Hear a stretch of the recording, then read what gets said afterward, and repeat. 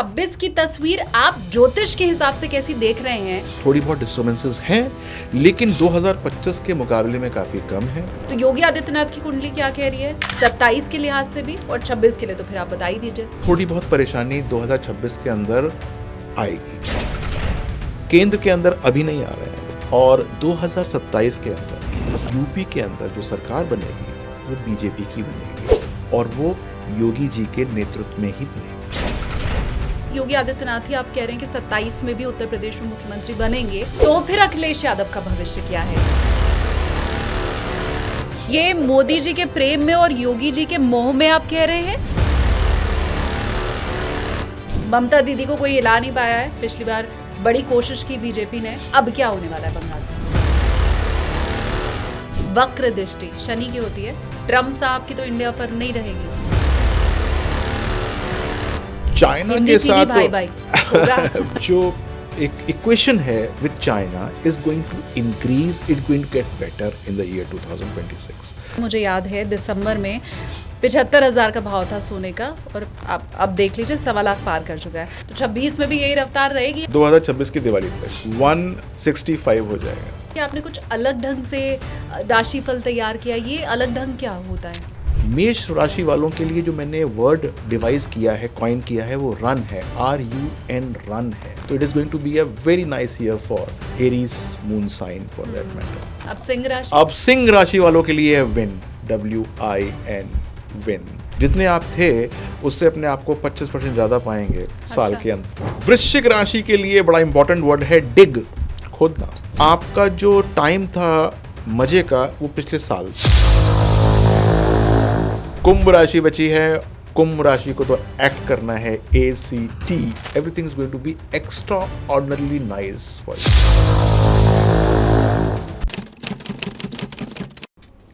नमस्ते, प्रणाम, जय श्री कृष्ण, राधे राधे। आप देखना शुरू कर चुके हैं चिंतामणि विद SKT यानी कि मैं शालिनी कपूर तिवारी।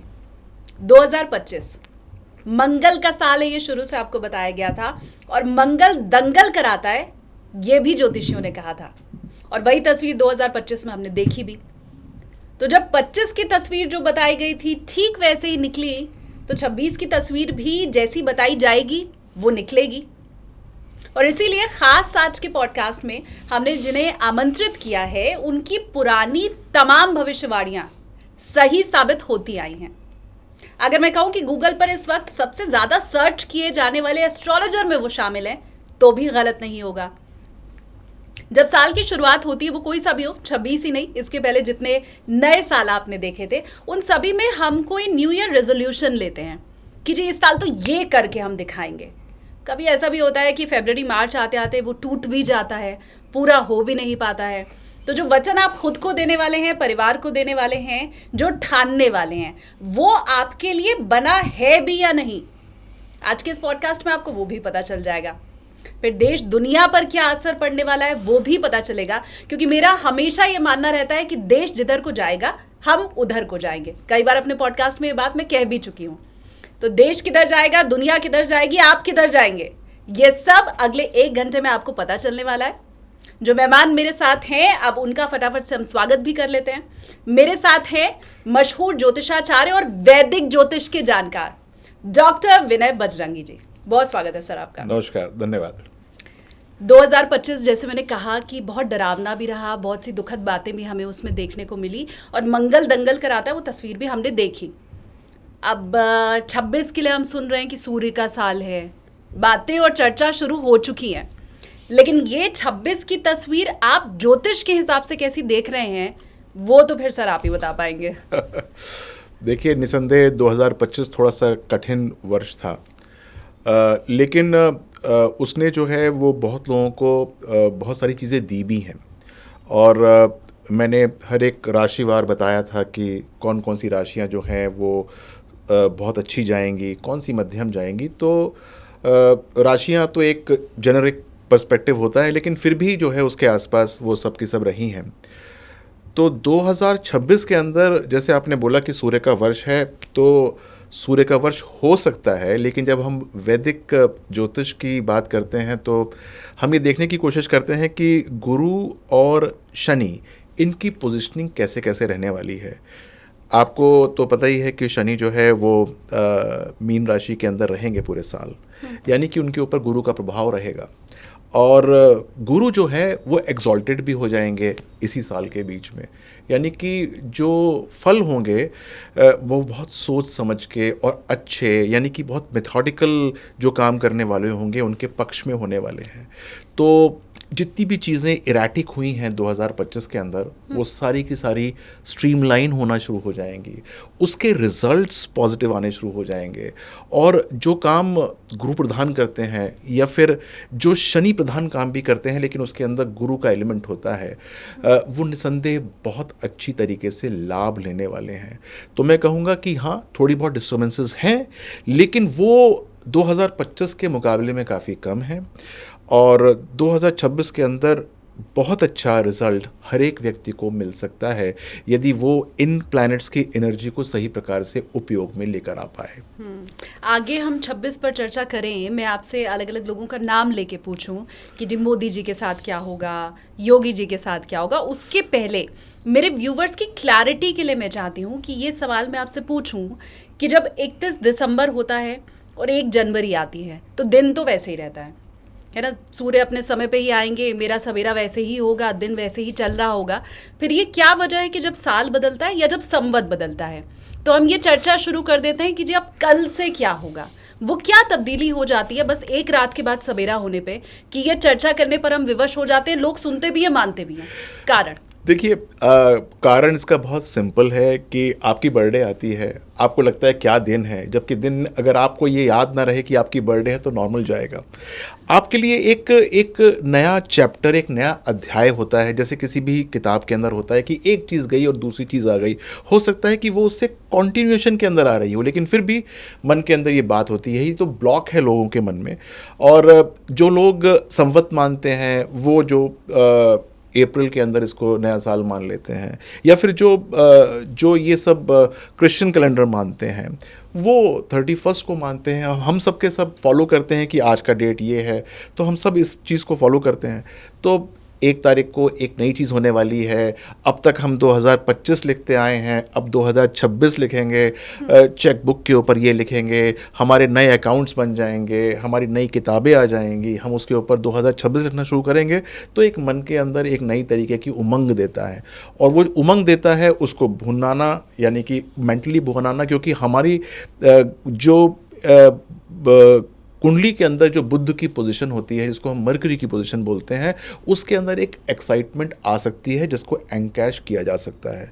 तो नए साल वास्तव में वैसे कोई फ़र्क नहीं है, लेकिन यदि हम अपने कुंडली के अंदर बुध को किसी प्रकार से जागृत कर पाएँ उस दिन में, तो बहुत अच्छा लाभ मिल सकता है।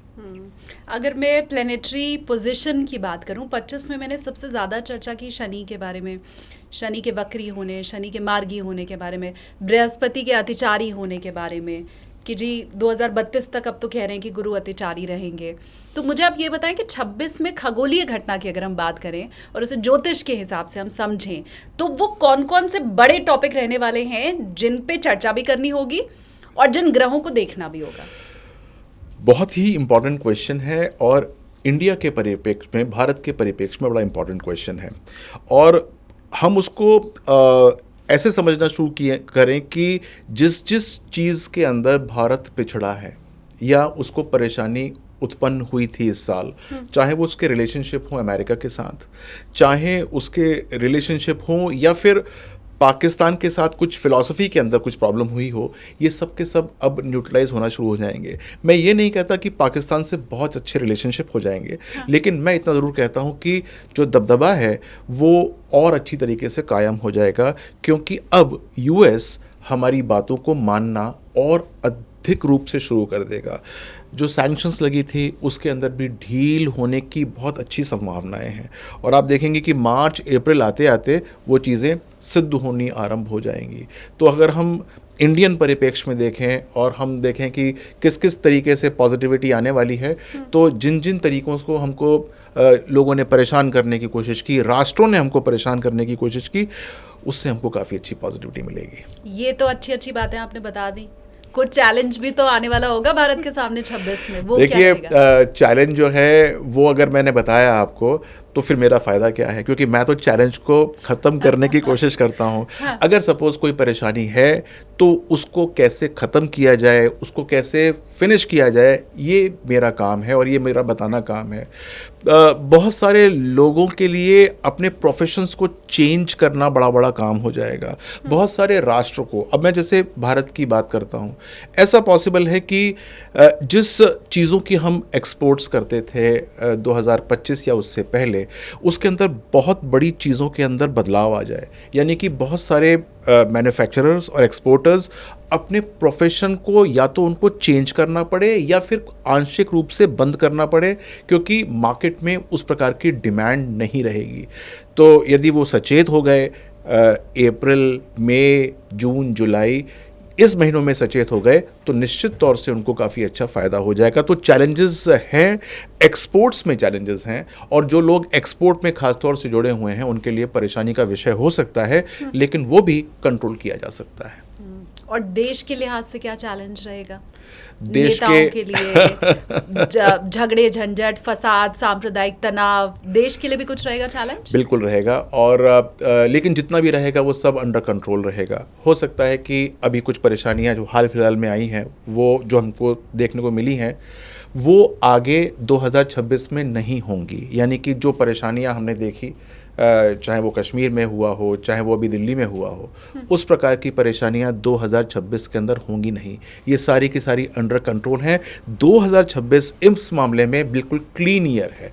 चैलेंजेस ऐसे आएंगे कि पार्टीज़ जो हैं वो हो सकता है कि गवर्नमेंट को जो उसकी स्टेबिलिटी है उसको भंग करने की कोशिश करें।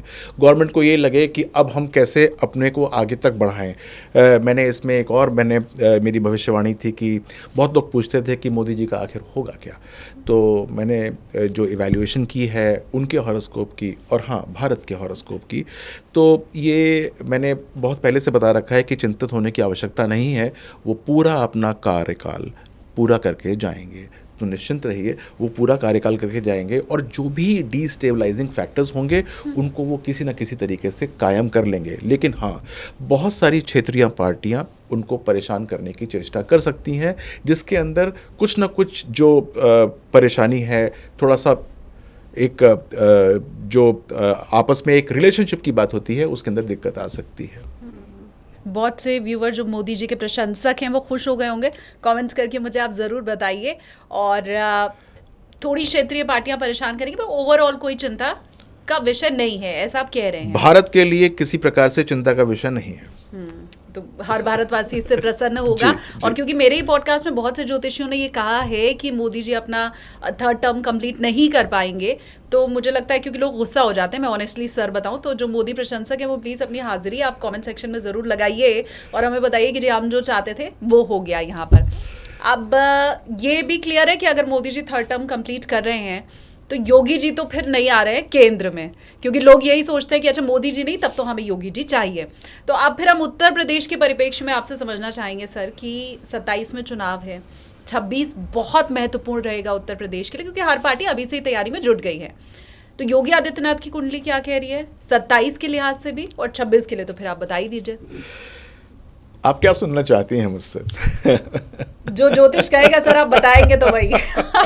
मैं उन्हें रखना चाहूँ, मैं उन्हें हटाना चाहूँ, पर मैं ये जानती हूँ कि आप लोगों के लिए तराजू के दोनों पलड़े बराबर रहते हैं। तो ज्योतिष क्या कह रहा है? देखिए, फिर भी क्या होता है कि बहुत बार जो हमारा हाथ होता है ना, वो उन कुंडलियों के ऊपर नहीं पड़ पाता जो कि वास्तविक होती हैं।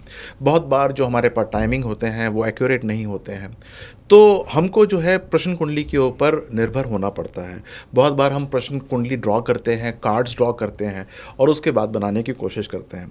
तो इसीलिए बहुत बार ऐसे जो पेचीदे क्वेश्चन होते हैं या क्लिष्ट क्वेश्चन होते हैं, उसके अंदर हम जानते हैं कि आप बताइए क्या जानना चाहते हैं या आपका पक्ष किस तरफ है, ताकि मैं अपना समझ पाऊँ कि जो मेरा लग्न है वो मैं किसको बनाऊँ किसको ना बनाऊँ। खैर एनीवेज, ये क्वेश्चन मैंने अच्छी तरीके से इसका इवैल्यूएशन किया हुआ है।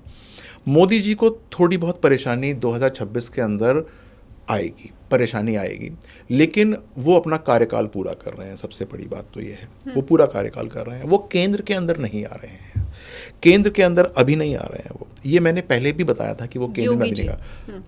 हाँ, योगी जी, यस, योगी जी, वो अपना पूरा कार्यकाल कर रहे हैं और केंद्र में नहीं आ रहे हैं वो।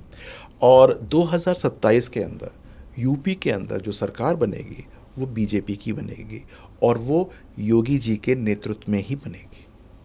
ये इतिहास हो जाएगा सर, ऐसा हुआ नहीं है इसके पहले कभी। हर बार तो इतिहास पार्टियां बदलने का वैसे ही चलन था, अब दोबारा तो आ ही गए। तो वो चलन था, ये कुंडली है। ठीक बात। तो अब जब योगी आदित्यनाथ जी की चर्चा हो गई है तो फिर मैं चाहती हूँ कि अखिलेश यादव जी के भविष्य के बारे में आप ज़रूर यहाँ पर बताएं, क्योंकि उनके नेतृत्व को बहुत से लोग पसंद कर रहे हैं उत्तर प्रदेश के अंदर, खासकर मुझे लगता है युवा, जितना मैं पत्रकार के तौर पर भाप पाई हूँ। तो मैं ये चाहती हूँ कि अगर योगी आदित्यनाथ ही आप कह रहे हैं कि 27 में भी उत्तर प्रदेश में मुख्यमंत्री बनेंगे, तो फिर अखिलेश यादव का भविष्य क्या है? क्योंकि 5 साल का तो फिर ये लंबा वनवास एक और बार हो जाएगा। बिल्कुल हो जाएगा और उनको बिल्कुल सचेत हो जाना चाहिए। उनकी पॉलिटिक्स जो है उनको थोड़ी सी रिफ़ाइन करनी है और यदि वो ये प्रोग्राम देखेंगे आपका तो उनको ये पता होना चाहिए कि चलिए कोशिश तो उनको करनी ही होगी अगले वर्ष आने के लिए, 2027 में आने के लिए, लेकिन फिर भी उनके आने की जो संभावना है वो बहुत कम है। कोई भी संभावना ज़ीरो नहीं होती एस्ट्रोलॉजी के अंदर, कभी भी कोई चीज़ 100 नहीं होती, कभी ज़ीरो नहीं होती, लेकिन जब जब जब पॉसिबिलिटी 20% से कम हो जाए तो हम उसको ऑलमोस्ट ज़ीरो ही मानते हैं। तो वो तो किसी भी तरीके से आ नहीं रहे हैं, लेकिन अपनी रणनीति, अपनी सोच को थोड़ा सा और मॉडिफाई करना पड़ेगा उनको, और उसके बाद क्या पता अगले बार सन 32 के अंदर उनका कुछ दांव लग जाए और वो किसी प्रकार से आ पाएँ। लेकिन 2027 से लेकर 2032 तक अपने आप को ज़्यादा परिपक्व करने का उनका समय होगा। वो अपने आप को थोड़ा सा स्टेबलाइज ज़्यादा करें, समझें कि कहाँ कहाँ चूक हो रही है और किन किन लोगों को साथ लेके उनको चलना पड़ेगा। कभी होता यह है कि आप किसी एक पर्टिकुलर भाव को ज़्यादा महत्व दे देते हैं, और जब आप किसी एक पर्टिकुलर भाव को ज़्यादा महत्व देते हैं तो दूसरा भाव जो है हो सकता है कि खिन्न हो जाए। एस्ट्रोलॉजी के अंदर जैसे फॉर एग्जांपल आपने 11वें भाव को ज़्यादा महत्व दे दिया, 11वां भाव जो होता है वो मित्रों का होता है, उसको ज़्यादा महत्व देंगे तो जो 11वें भाव से षडाष्टक होता है वो परेशान हो जाएगा, वो दिक्कत में आ जाएगा। 11वें भाव से जो छठा भाव होगा वो दिक्कत के अंदर आ जाएगा।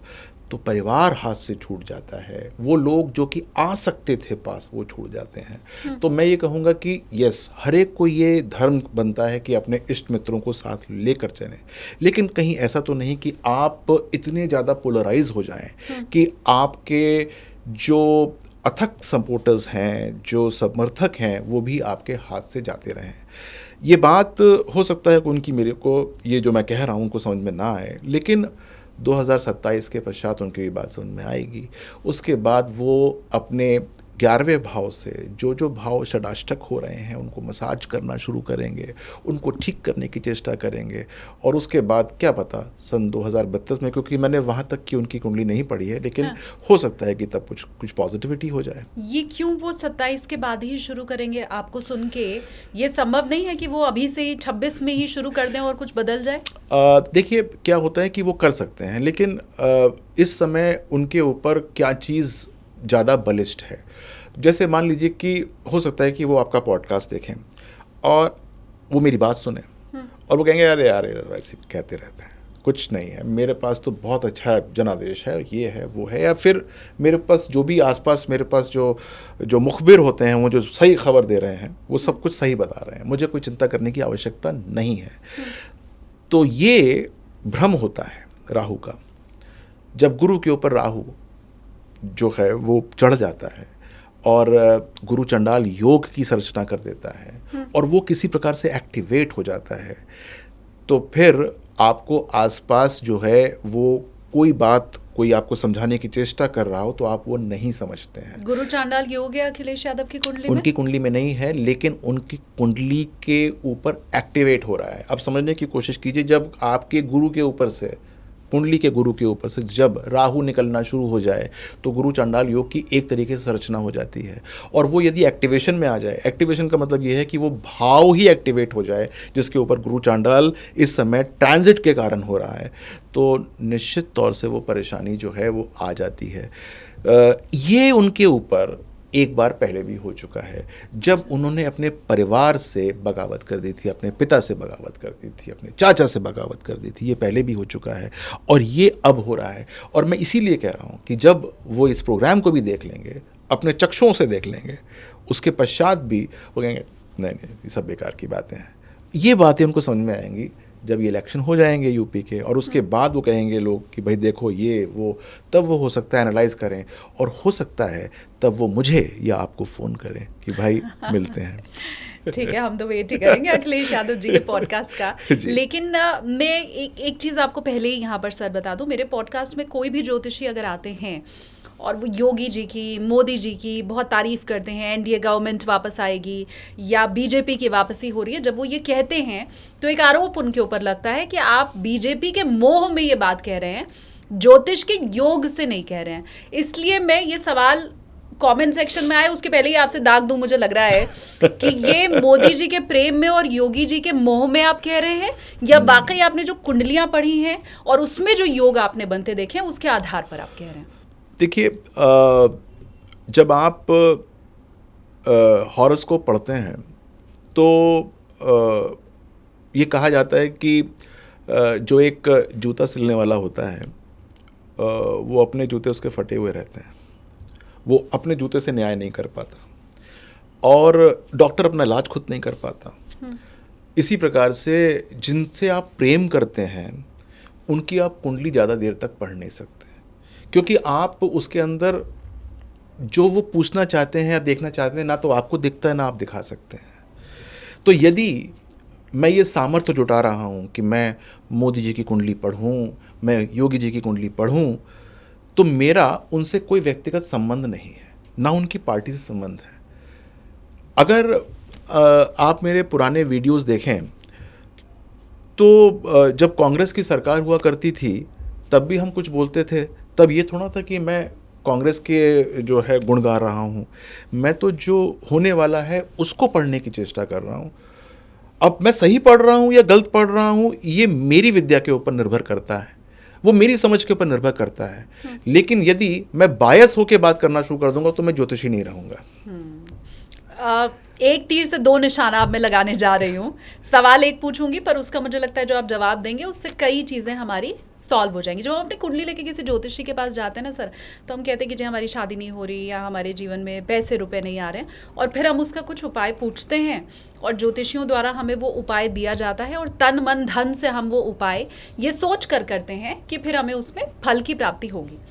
अब मैं ये समझना चाहती हूँ कि 2027 में अखिलेश यादव मुख्यमंत्री नहीं बनेंगे, योगी आदित्यनाथ जी ही मुख्यमंत्री बनेंगे, लेकिन आपसे अगर पूछ के या किसी ज्योतिषी से पूछ के अखिलेश यादव जी अगर कोई उपाय करें फिर वो मुख्यमंत्री बन जाएंगे? नहीं बनेंगे। ये थोड़ा समझाइए। नहीं बनेंगे। देखिए, उपायों से आपका जो भविष्य कथन है वो बदलता नहीं है।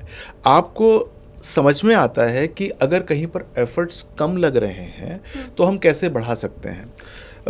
अगर मैं आपसे कहूं कि आपका विवाह नहीं हो रहा तो विवाह क्यों नहीं हो रहा, मैं देखता हूं कि भाई ये बहुत चूज़ी है, या फिर इसको कुछ ऐसा दूल्हा चाहिए या दुल्हन चाहिए जो कि मिलती नहीं है संसार में, या इसको नहीं मिल सकती है, या फिर ये जो है ऐसा मुंहफट है कि कुछ भी बोल देता है, अगर किसी से बात करता है तो मैं उसको उपायों के माध्यम से उसकी एनर्जी को कम करने की कोशिश करता हूँ। लेकिन उपाय देने से पहले ये सब बातें मैं उसको बताता हूँ कि ये सब बातें तुमको ठीक करनी है।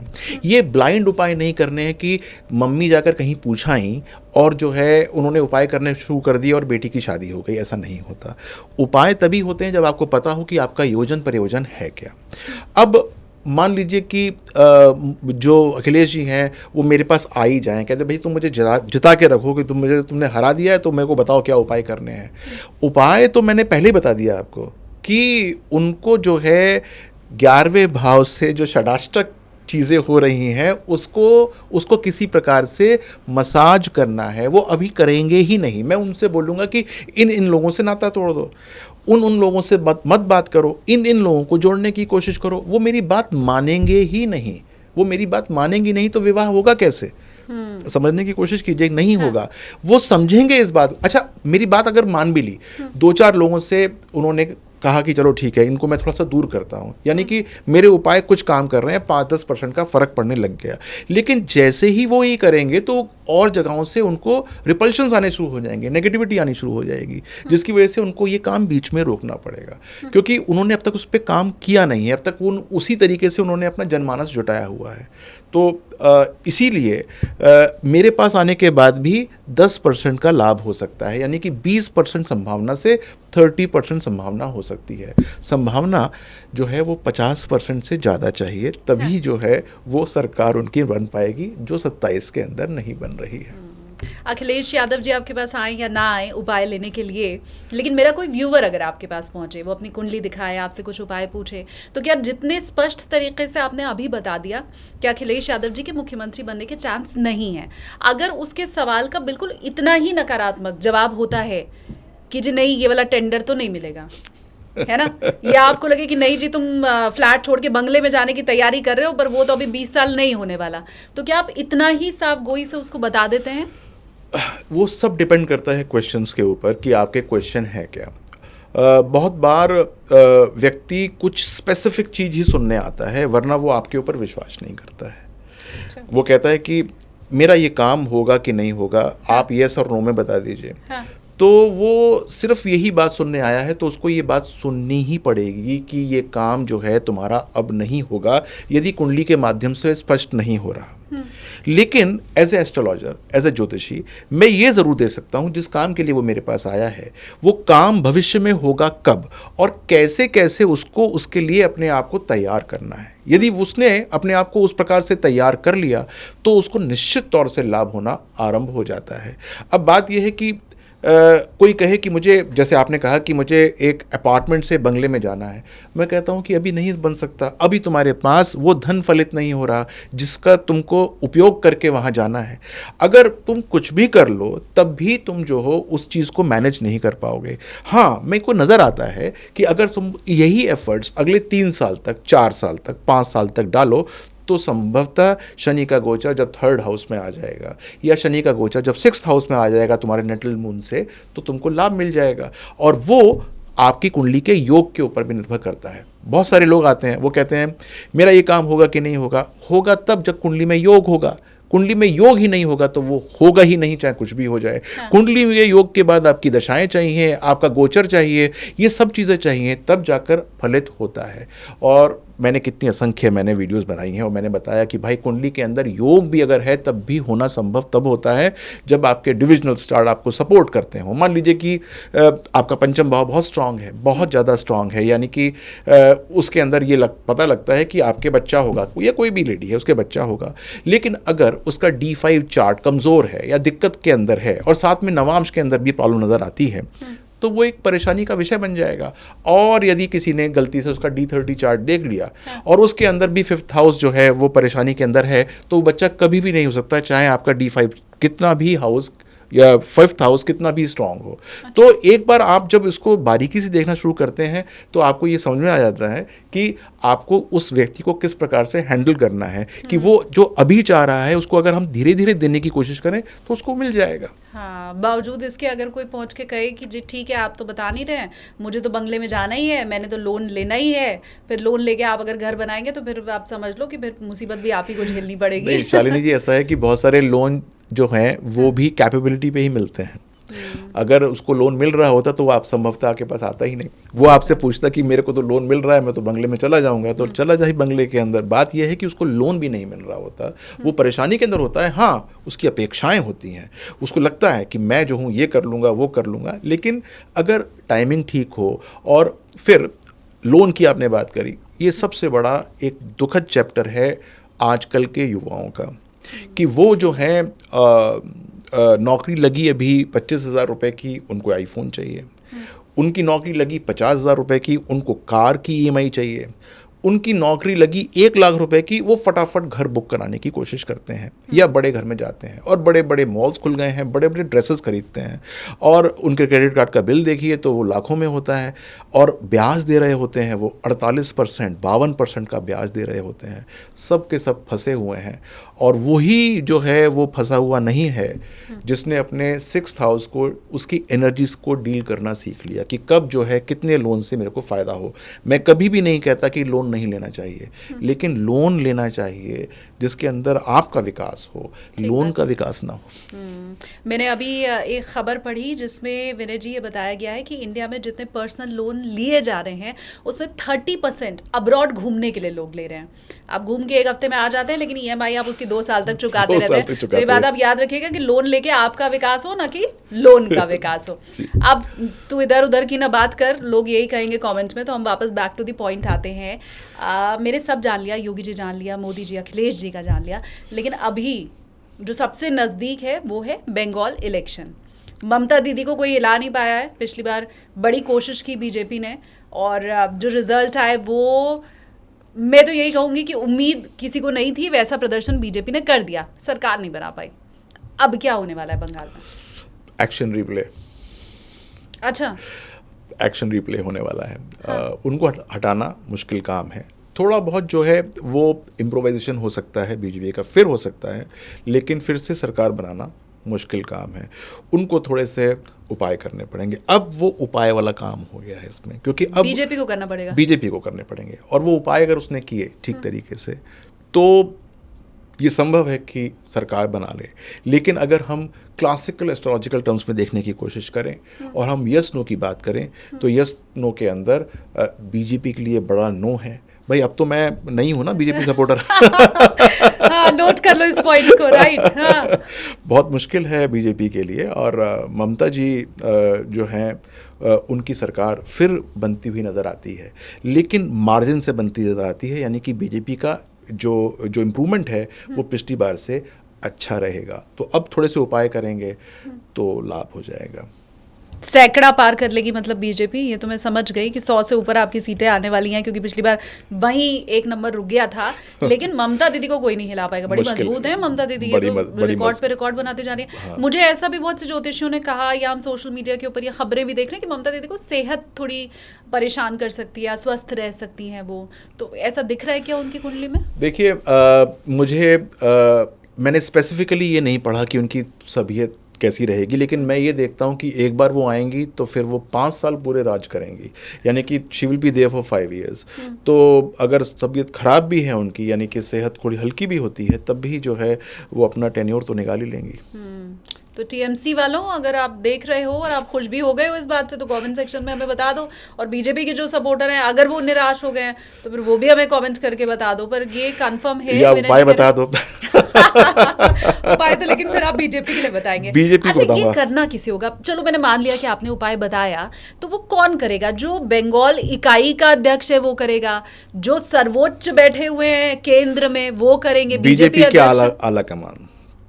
अच्छा। वो उपाय करेंगे। कितने कहाँ उपाय करते रहेंगे सर? हर साल तो कहीं ना कहीं इलेक्शन हो जाता है। थोड़ा सा उपाय करना है, बहुत बड़ा उपाय भी नहीं है। हाँ। बेसिक चीज़ के ऊपर जाना है। जिन चीज़ों को उन्होंने थोड़ा सा साइड में कर दिया, उसको फिर से पकड़ना है, समझ रही हैं? आरएसएस को पकड़ना है और फिर वहाँ से मजबूती लेके जानी है। काम हो सकता है।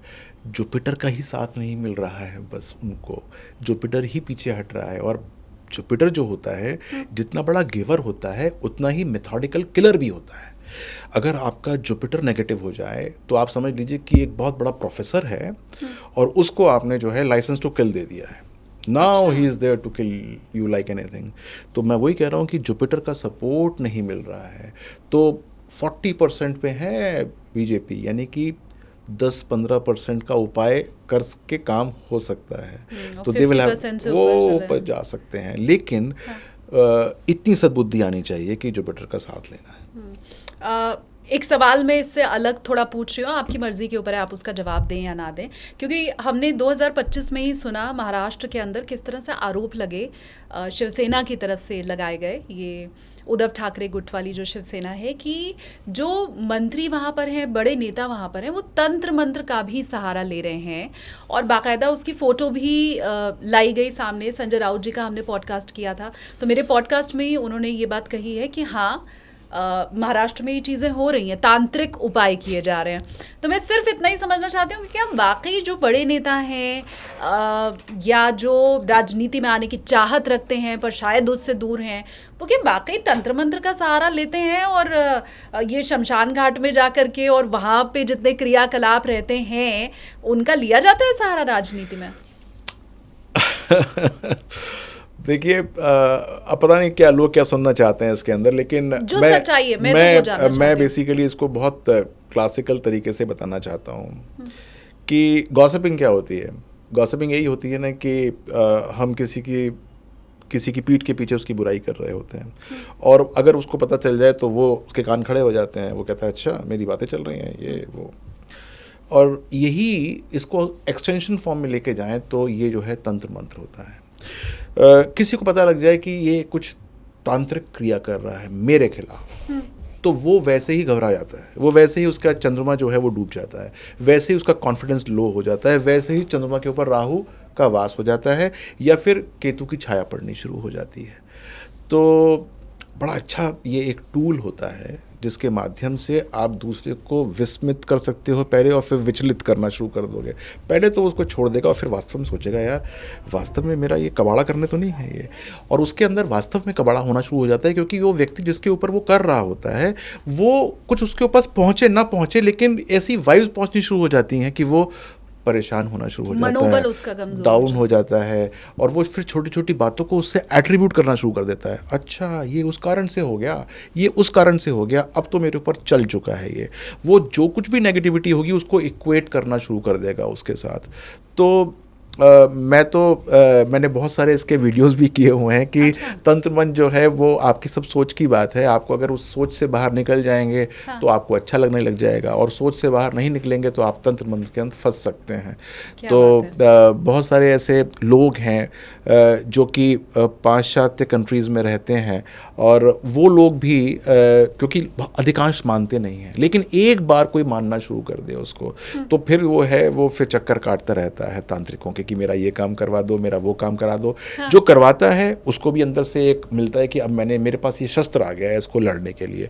वो अंदर से अपने आप को एक कॉन्फिडेंस, जिसको झूठा ऑरा बोलते हैं, वो क्रिएट कर लेता है, और जिसके ऊपर हो रहा होता है वहाँ तक खबर पहुँच जाती है कि तेरे ऊपर ये किया जा रहा है, वो वैसे ही डर जाता है। तो एक तरीके से एज मिल जाता है। तो दिस इज ऑल साइकोलॉजिकल मोनोगेम है ये। हाँ, अभी थोड़ी देर पहले आपने मुझसे पूछा था कि आप क्या सुनना चाहती हैं।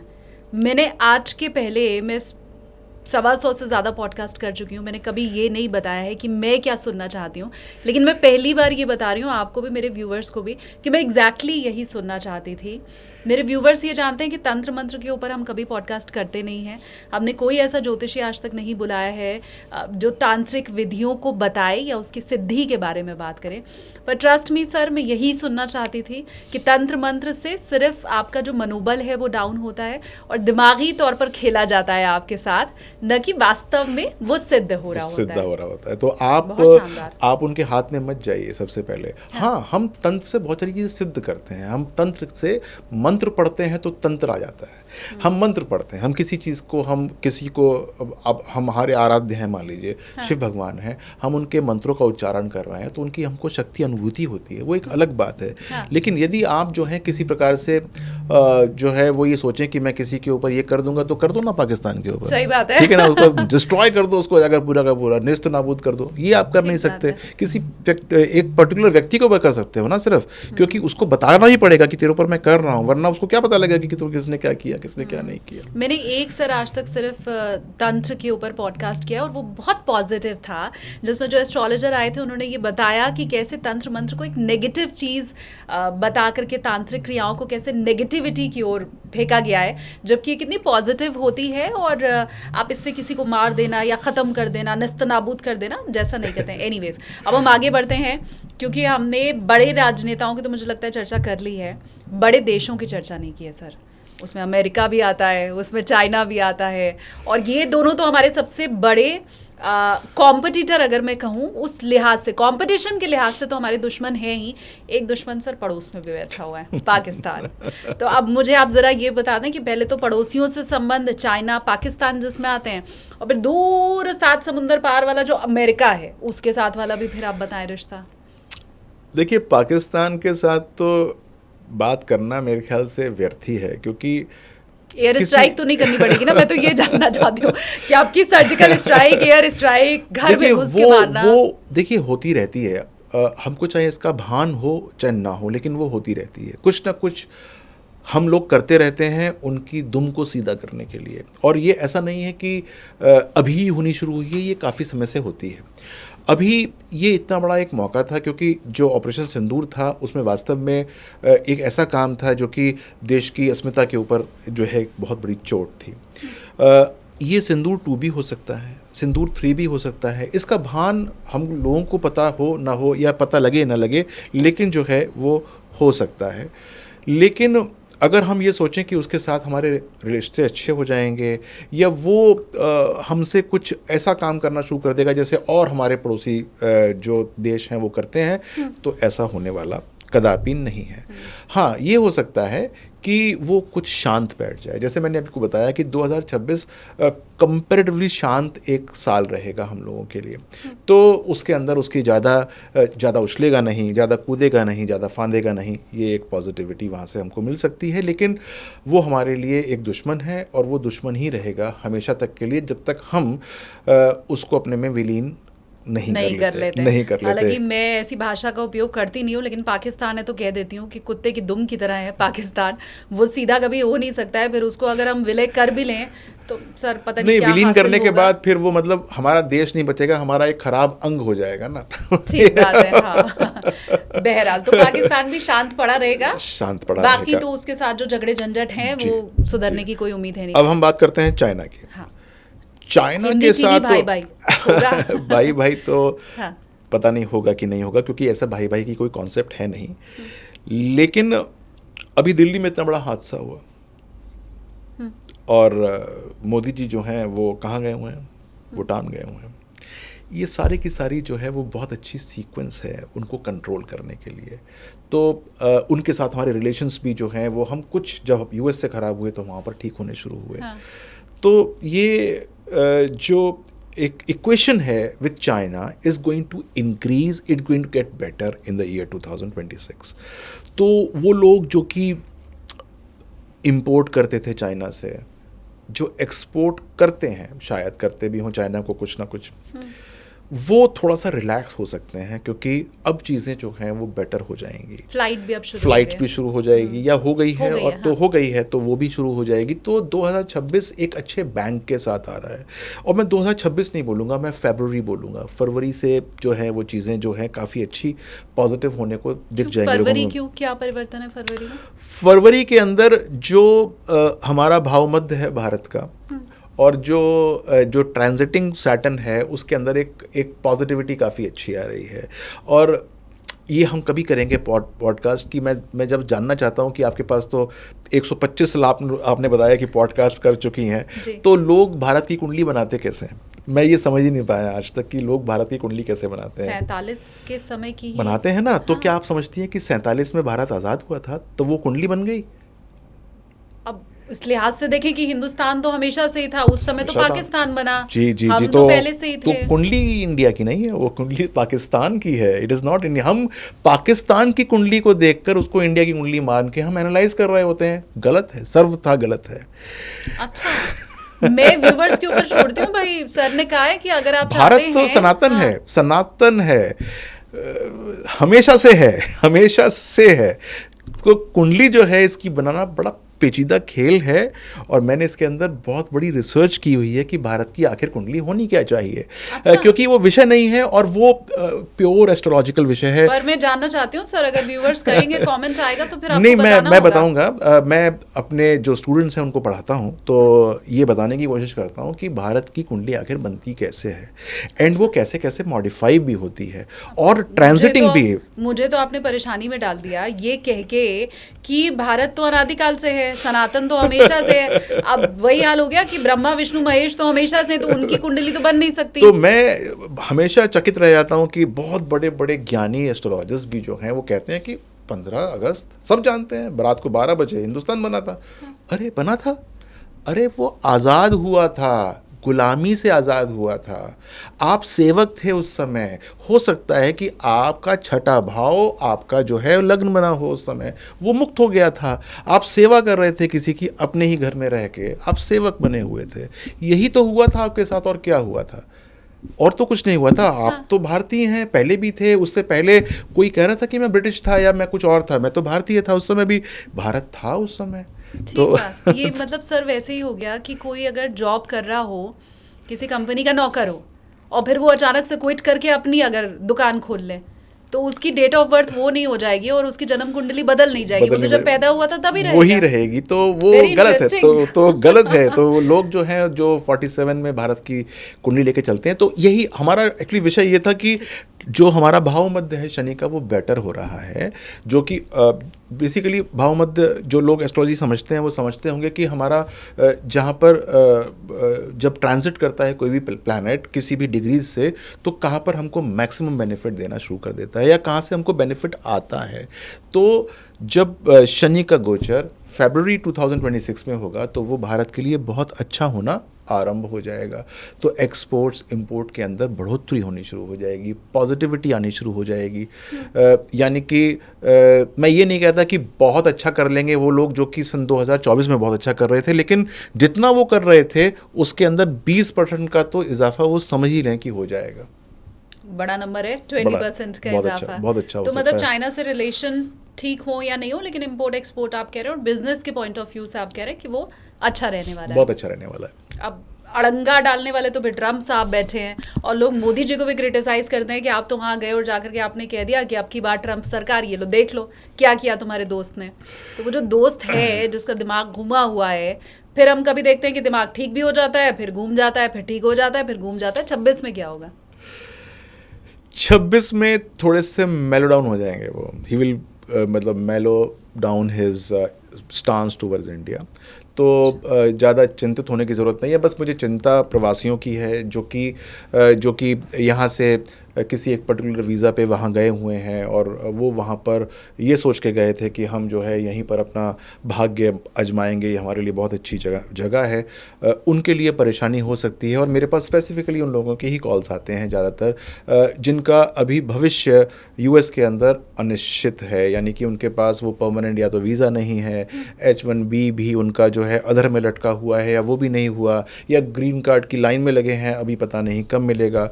उन लोगों को परेशानी हो सकती है, लेकिन इंडिया एज अ होल उसको ज़्यादा दिक्कतें नहीं होंगी।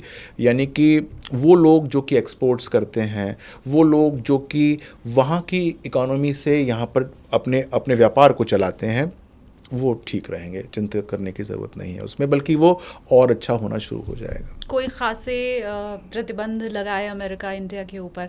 वक्र दृष्टि शनि की होती है, ट्रम्प साहब की तो इंडिया पर नहीं रहेगी। मैं वक्र दृष्टि के बारे में ज़्यादा समझना चाहता हूँ आपसे, क्योंकि आप बात कर रही हैं, तो what do you mean by वक्र? वक्र का मतलब क्या होता है? व्हाट इज़ उल्टा? नहीं, वक्री ग्रह आप पूछ रहे हैं या शनि? दृष्टि की बात कर रहे हैं। जैसे फॉर एग्जांपल, जैसे अब जैसे मैं देखता हूँ, मैं एग्जांपल सॉल्व करता हूँ कि शनि महाराज सीधे चल रहे हैं, ठीक है, मान लीजिए लगन के अंदर बैठे हुए हैं, सीधे चल रहे हैं, तो उनकी जो थर्ड एस्पेक्ट होगी वो कहाँ होगी? वो थर्ड हाउस पे होगी, राइट? अब मान लीजिए कि उल्टा चल रहे हैं, चलिए उल्टा रहे हैं, तो थर्ड एस्पेक्ट कहाँ होगी? वो 10th हाउस पे होगी या फिर वो थर्ड हाउस पे होगी? कहाँ होगी बताइए? मतलब वो 11th हाउस पे होगी या फिर वो जो है वो थर्ड हाउस पे होगी? मेरे हिसाब से तो थर्ड हाउस पे ही रहेगी। थर्ड हाउस पे रहेगी ना। हाँ। बहुत लोग यही सोचते हैं। हाँ। नहीं, मुंडेन एस्ट्रोलॉजी में ऐसा नहीं होता है। जब हम राष्ट्रों की बात करते हैं तो जिस प्रकार से ग्रह चल रहा होता है, अगर वो वक्री हो चुका है तो दृष्टि आगे नहीं होती, फिर दृष्टि पीछे हो जाती है। अगर एज अ इंडिविजुअल मैं अपने आप को देख रहा हूँ तो मैं दृष्टि उसकी आगे ही मानूंगा, लेकिन एज अ राष्ट्र, एज ए नेशन, उसकी दृष्टियाँ हमेशा पीछे की तरफ हो जाती हैं। तो वक्र दृष्टि से आपको चिंतित होने की आवश्यकता बिल्कुल नहीं है, आपके देश के ऊपर नहीं पड़ रही है। ठीक है, देश दुनिया सबकी बात हो गई, अब थोड़ा प्रॉफिट की, पैसे वाली बात भी हम कर लेते हैं। बिल्कुल। शेयर मार्केट क्योंकि हम देख रहे हैं बढ़ता ही जा रहा है, बढ़ता ही जा रहा है, आगे जाता ही जा रहा है, और same with gold and silver. जबकि हम हमेशा से सुनते आए हैं कि मार्केट डाउन होता है तो गोल्ड अप जाता है। यहाँ तो लॉन्ग टर्म अगर हम देखें तो मार्केट भी ऊपर ही जा रहा है, सोना भी ऊपर ही जा रहा है, तो चांदी भी पीछे पीछे आगे जा रही है। तो 26 में भी यही रफ्तार रहेगी या थोड़ा डाउन हो तो फिर हम गरीब लोग खरीद पाएँ, क्या रहेगा? देखिए, यदि आप खरीदना चाहती हैं तो अभी भी खरीद लीजिए। हाँ। क्योंकि ये बढ़ेगा ही बढ़ेगा। बीच में हो सकता है कुछ डिप्स आए। हाँ। हो सकता है कि जैसे मैं 3,000 का आता है, बढ़ता 10,000। हाँ, तो वो मैं तभी कहता हूँ कि अगर आपका मन करता है कुछ खरीदने का, चांदी सोना, तो अभी खरीद लीजिए, क्योंकि छोटा मोटा डिप आएगा भी, वो भी रिकवर हो जाएगा। May, June, July 2026 are the months in which it can go down a bit, but again it is going to rise. तो ऐसा नहीं है कि वो बहुत भयंकर राइज होगा जैसे अभी मेटामॉर्फिक राइज हो गया था, लेकिन फिर भी राइज होगा। तो यदि आपको खरीदना है अभी खरीद लीजिए। तो सोना और चांदी तो ये रहा। नहीं नहीं नहीं नहीं, ऐसे नहीं चलेगा सर, ये तो आप बहुत पतली गली से निकल गए वाली बात हो गई। पिछले साल जब यही नए साल का मैंने पॉडकास्ट किया था, मुझे याद है दिसंबर में 75,000 का भाव था सोने का, और अब देख लीजिए 1.25 लाख पार कर चुका है। मुझे नंबर चाहिए कि कहाँ तक जाएगा, तब फिर मैं मानूं। ये तो सभी एडवाइस करें, गोल्ड तो आगे ही जाना है सर, आप कैसी बात कर रहे हो? 50,000 थोड़ी हो जाएगा किसी को। क्यों जाना है गोल्ड आगे? आपने इसकी एनालिसिस की है कभी हॉरोस्कोप के हिसाब से? हाँ। कभी करी है? गोल्ड तो प्रीशियस मेटल है, वो लिमिटेड है वर्ल्ड में, अब वो जितना है वो ख़त्म ही हो रहा है। और कंट्रीज़, क्योंकि मेरा इकोनॉमी भी सब्जेक्ट है, मैं तो इकोनॉमिक ऑनर्स भी हूँ, और पैसा बोलता है पॉडकास्ट भी है मेरा। क्या बात है। तो गोल्ड तो कभी नीचे जाएगा नहीं, वही मैंने कहा कि कम 3,000 होगा। 2005 का मुझे याद है 6,000 था दाम। मैं आपको थोड़ा सा एस्ट्रोलॉजिकल समझाने की कोशिश करता हूं। नहीं, पहले तो आप ये बताओ कहाँ तक जाएगा, फिर आप एस्ट्रोलॉजी समझाना। 1.25 लाख है, एक 28 में मान लूं, 30 चलो मैं मान लूं, कहाँ तक आप देख रहे हैं? कब, कौन से महीने की बात बताइए? आपकी मर्जी sir, all up to you. Diwali तक बताता हूँ। ठीक है, 2026 की दिवाली तक। हाँ। 165 हो जाएगा। थोड़ा धीमा ही चल रहा है। ठीक है, 165 हो जाएगा। लेकिन ये होगा क्यों? सबसे बड़ी बात ये है कि गोल्ड इतना ज़्यादा क्यों बढ़ रहा है? क्योंकि वेस्ट की पावर कम हो रही है, इसलिए गोल्ड बढ़ रहा है। लोग जो हैं वो वेस्ट की जो प्रभुता होती है उसको कम मानना शुरू कर दिया है देशों ने, और हम लोग भी चाइना की तरफ जा रहे हैं। मैंने कहा ना, चाइना, जब आप एक सब पूरा का पूरा ग्राफ खींचते हैं तो हम चाइना की तरफ जाना शुरू हो गए हैं। बहुत सारे लोग, हम रशिया की तरफ जा रहे हैं ज़्यादा, हम डॉलर्स को नकार रहे हैं। हमारे बीच में हम सऊदी अरेबिया से व्यापार कर रहे हैं तो रुपए में कर रहे हैं, डॉलर्स में नहीं कर रहे हैं। तो अगर मुझे अपने रिजर्व्स क्रिएट करने हैं, और मुझ जैसी अलग अलग कंट्रीज़ को अपने रिजर्व क्रिएट करने हैं, तो वो सोने से और चांदी से ही होंगे। वो डॉलर से, पहले डॉलर से करते थे, अब जो है वो सोने चांदी से हो रहा है। तो वो इसीलिए जो है आपका गोल्ड जो है वो बढ़ेगा, और सब्सटेंशियल बढ़ेगा क्योंकि सब खरीद रहे हैं, इसीलिए कम हो रहा है मार्केट के अंदर। हम अगर अपने लिए खरीदें तो एक तोले की अंगूठी खरीद लेंगे, 2 तोले की चेन खरीद लेंगे, क्विंटलों में देश सोना खरीद रहे हैं। तो इस कारण से जो आप यूएस का चार्ट पढ़े हैं स्पेसिफिकली, तो इट इज़ गोइंग डाउन। और हमारे बहुत सारे लोग हैं जो यूएस में रहते हैं, इंडियन जो हैं वहाँ पर कुछ काम करते हैं, उन सब से मैं कह रहा हूँ कि व्यापार करना शुरू करो, नौकरी के ऊपर ज़्यादा केंद्रित मत हो। अगले 2026 के अंदर तुम्हारा बंटाधार हो सकता है बहुत सारे लोगों का, बहुत सारे लोग। ये बाहर वालों की नौकरी जाएगी या इंडिया वालों की? 2000, मैं यूएस की बात कर रहा हूँ। अच्छा। यूएस का डॉलर का जो होल्ड है वो मैं क्यों कम हो रहा है वो बताने की कोशिश कर रहा हूँ। गोल्ड क्यों बढ़ रहा है और यूएस का क्यों, वो उनकी नौकरी जा रही है। और उनको अब अपने व्यापार के अंदर आना पड़ेगा। अगर वो व्यापार नहीं करेंगे तो उनको परेशानी होगी। तो बहुत लोग जो कि चाइना के ऊपर डिपेंडेंट थे वहाँ पर, अब वो अपनी फैक्ट्रीज़ लगाने की सोच रहे हैं। तो इस तरीके से 2-3 साल एक ट्रांजिशन फेज़ है यूएस के लिए, वहाँ के बिजनेसमैन के लिए, वहाँ की इकॉनमी के लिए, वो नीचे जा रही है। ये मैंने अर्थशास्त्रियों के ऊपर छोड़ा, ये मैंने व्यूवर्स के ऊपर छोड़ा, क्योंकि मैं तो यही देख रही हूँ कि रुपए का दाम गिरता चला जा रहा है, डॉलर बढ़ता चला जा रहा है। तो अर्थशास्त्री जाने, मुझे ये चाहिए था कि सोना कहाँ तक पहुंचेगा, वो आपने मुझे बता दिया है। तो जो मुद्दे की बात थी वो तो मुझे पता चल गया है, अब उसके पीछे वजह चाहे जो वो अर्थशास्त्री जाना करें। बहरहाल, तो शेयर मार्केट फिर वो रह गया, वो कहाँ पहुँच रहा है, बताइए। बढ़ेगा? शेयर मार्केट तो बढ़ेगा, शेयर मार्केट में कोई दिक्कत वाली बात नहीं है, लेकिन शेयर मार्केट बढ़ता तो है, सबको नज़र आता है, सबको पुल करता है, लेकिन आपकी कुंडली के अंदर योग होना चाहिए शेयर मार्केट को झेलने का, समझने का, टेम्परामेंटली उसको एक्सप्लॉइट करने का। बहुत सारे लोग होते हैं, वो शेयर मार्केट बढ़ रहा होता है लेकिन उनको नुकसान हो रहा होता है, वो परेशान हो रहे होते हैं, वो पैसे लूज़ कर रहे होते हैं।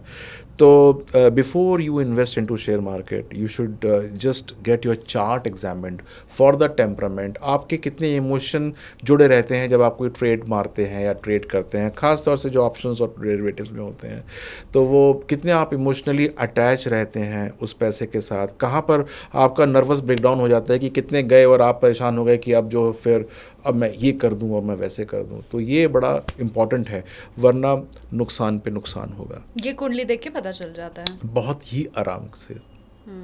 तो कोई आपके पास आए, कुंडली दिखाए और ये पूछे कि गुरुजी आप बता दें कि हम तो शेयर मार्केट में ट्रेड करें या ना करें, तो वो आप देख के बता देते हैं? अगर कोई मेरे पास आएगा तो मैं उसको ये बताऊंगा कि भाई तुमको शेयर मार्केट के अंदर ट्रेड करना चाहिए, तो वो कौन सी शेयर मार्केट में करना चाहिए, यानी कि लॉन्ग टर्म में जाना चाहिए या तुमको शॉर्ट टर्म में जाना चाहिए या इंट्राडे में जाना चाहिए। नॉर्मली जो लॉन्ग टर्म का तो योग बन जाता है, इन्वेस्टमेंट तो बन जाता है।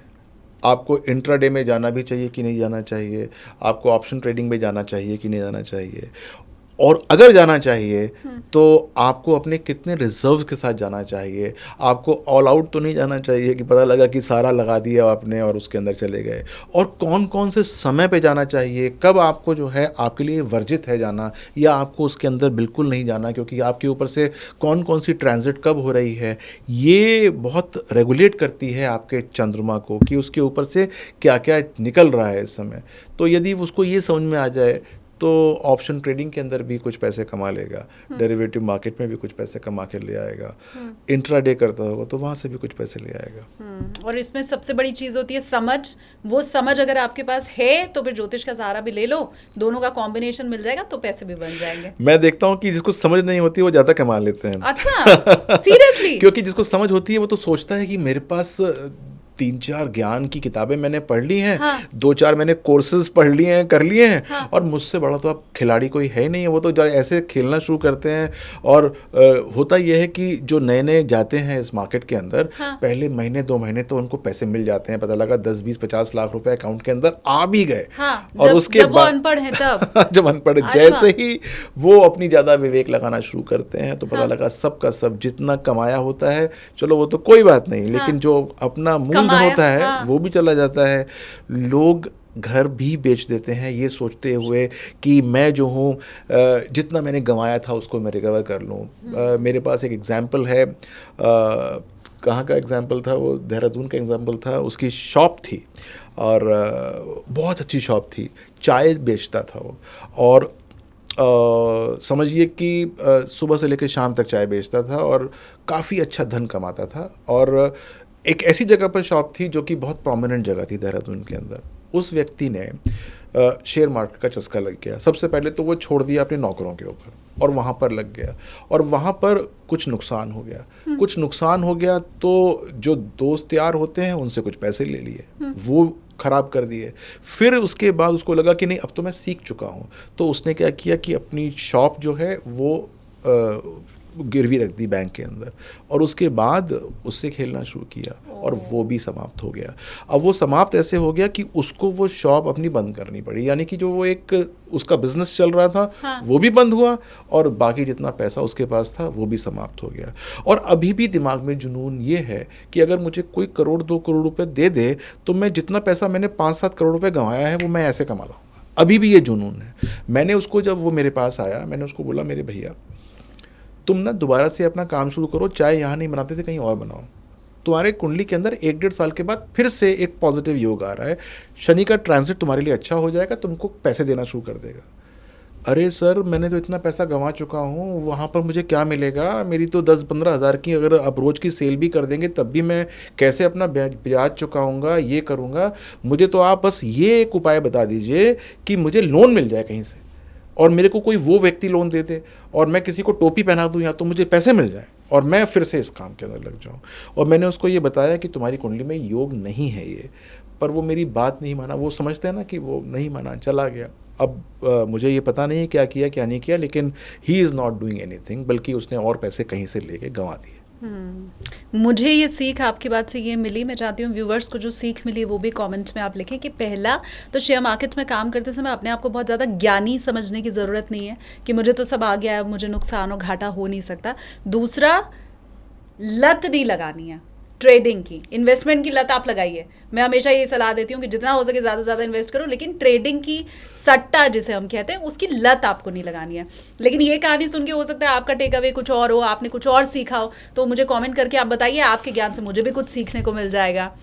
बहुत शानदार ये उदाहरण आपने यहाँ पर दिया है, मैं ये ज़रूर कहूँगी, क्योंकि Dream11 बंद करना पड़ा, ऐसे बहुत से बेटिंग ऐप बंद करने पड़े। मैं आपको बताऊं विनय जी, मैंने हिमांशु करके एक लड़का है, उसका पॉडकास्ट किया था, उसने 96 लाख रुपए का गबन किया और ये सारे पैसे वो हार गया। इसमें उसने अपने माता पिता के अकाउंट से भी पैसे निकाले, अपनी मौसी के अकाउंट से भी चोरी से पैसे निकाले। राह चलते कोई आदमी मिल गया, टेक्निकली बढ़िया स्ट्रांग था वो लड़का, उसके अकाउंट से पैसे निकाले और इतने शानदार तरीके से गबन उसने किया। ये सारे पैसे वो सीधा बेटिंग ऐप में डालता था, उसके फ़ोन में डाउनलोड करता था ऐप, फिर अपना लॉगिन आईडी पासवर्ड डालता था, फिर उसके अकाउंट से पैसा उस बेटिंग ऐप में डालता था, फिर लॉग आउट कर देता था और कोई पुलिस कंप्लेंट कभी नहीं कर पाया। और आज वो दर दर भटक रहा है, रो रहा है, ये उसकी स्थिति है। तो आपकी बात मुझे लगता है ज्योतिषीय सलाह से अलग हटके एक मार्गदर्शन का काम भी मेरे व्यूअर्स के लिए ज़रूर करेगी। बिल्कुल। ये हमने शेयर मार्केट की भी पूरी चर्चा कर ली। अब मैं चाहती हूँ हम थोड़ा राशिफल पर आएँ, लेकिन उसके पहले एक चीज़ मैं ये जान लूँ, क्योंकि ऐसे बहुत से लोग हैं विनय जी जिनके पास उनका डेट ऑफ बर्थ और टाइम दोनों ही नहीं है। ऐसे मेरे बहुत से जानने वाले मित्र हैं जिनकी मम्मियाँ उनको बताती हैं कि बेटा तुम तो नवरात्र में कभी तो पैदा हुए थे, ये वाला महीना चल रहा था, ऐसा मौसम था, ये था वो था। ऐसे बहुत से लोग हैं, और क्योंकि हम राशिफल के ऊपर आ रहे हैं तो उन्हें तो ये मालूम होगा नहीं कि उनकी राशि कौन सी है। तो पहला तो मुझे आप ये बता दें कि ऐसे लोग जिनके पास उनका करेक्ट डेट ऑफ बर्थ तक नहीं है, फिर टाइम की तो मैं बात ही क्या करूँ, उनके जीवन में भी समस्या तो है। डेट ऑफ बर्थ भले नहीं है पर समस्या तो है।